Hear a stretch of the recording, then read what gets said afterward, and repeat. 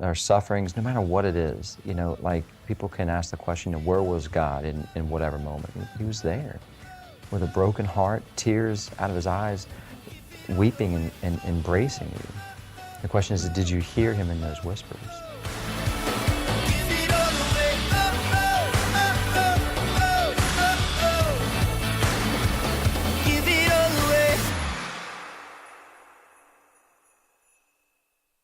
Anonymously, someone had sent me a note.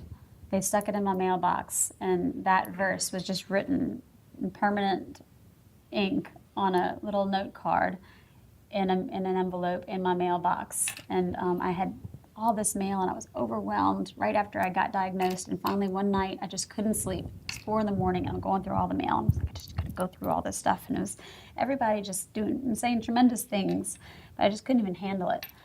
And the first one that I opened up was that. And I was like, that's it. I'm like, That's so it. I'm like, God, because I can't explain to everybody. Everybody thinks that I just don't get it. They're like, do you understand? And like when Jason says, like, she didn't flinch when they told her that she has breast cancer. And like, does she not understand? Maybe she doesn't get it. I'm like, does she know that it's serious? I'm like, no, I do. I just think I'm gonna be okay. I'm like, I'm pretty sure that, we got a good God, and we're gonna pray, and I don't know, I just kind of think I'm gonna be okay. And but when I read that, I was like, that's my verse. And I've been singing Bob Marley every time I've been going through my scans. I sing, God speaking you through Bob Marley. Every little thing's gonna be okay. And he always says, no worries, don't worry about a thing. But I think that God gave me that. Like, I think God sings Marley. I think he's Rasta. But all of that, I put all that together, and I just feel like that's God. God is not a God of fear. No. He's not a God of fear. If there's fear, then that's not of God. And again, going back to the premise of like, we're God's children. I mean, we're his sons and daughters. So what father would abandon his sons and daughters? And even if we might here on earth, he doesn't.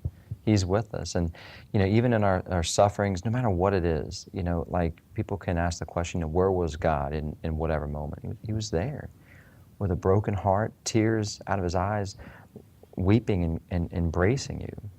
The question is, did you hear him in those whispers?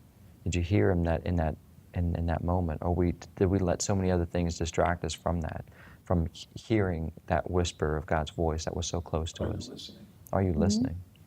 And if we have those fears, it doesn't mean that God's not there. If you have, it's totally human and it's totally normal to have those moment of fears, to have those moment of worries, to be scared, to cry, to have anxiety. We deal with all of those feelings as well.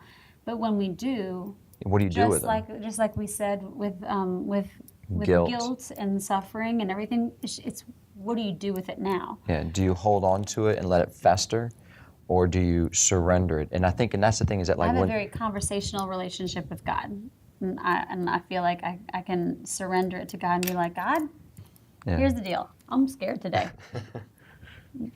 What are you gonna do about it? Help me.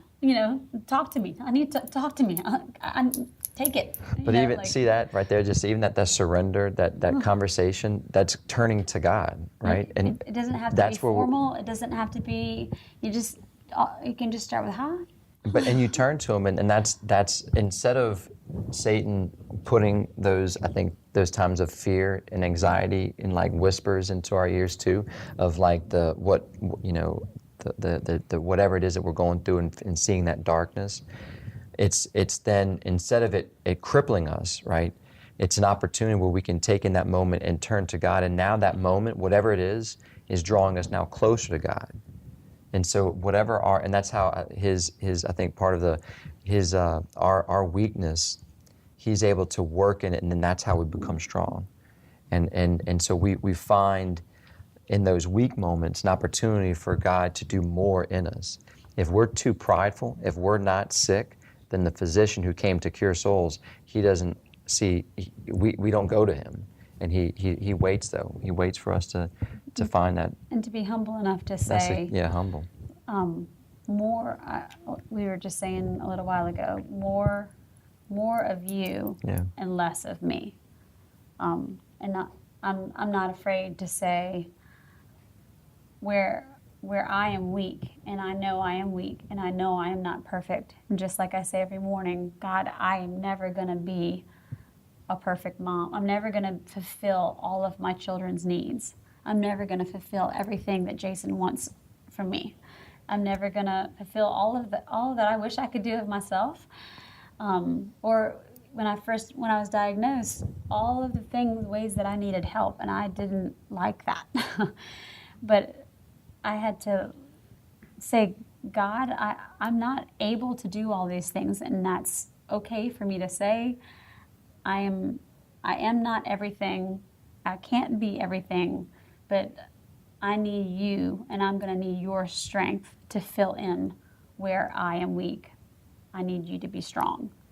And that's why I don't think it's a coincidence that his arms are stretched out like this on the cross, because he's there waiting. He's like, what do you think I'm waiting for? I just needed you to say it. He's not going like this. He's not reached out like this at us. He's out like this. He's just waiting for us. Give it all away.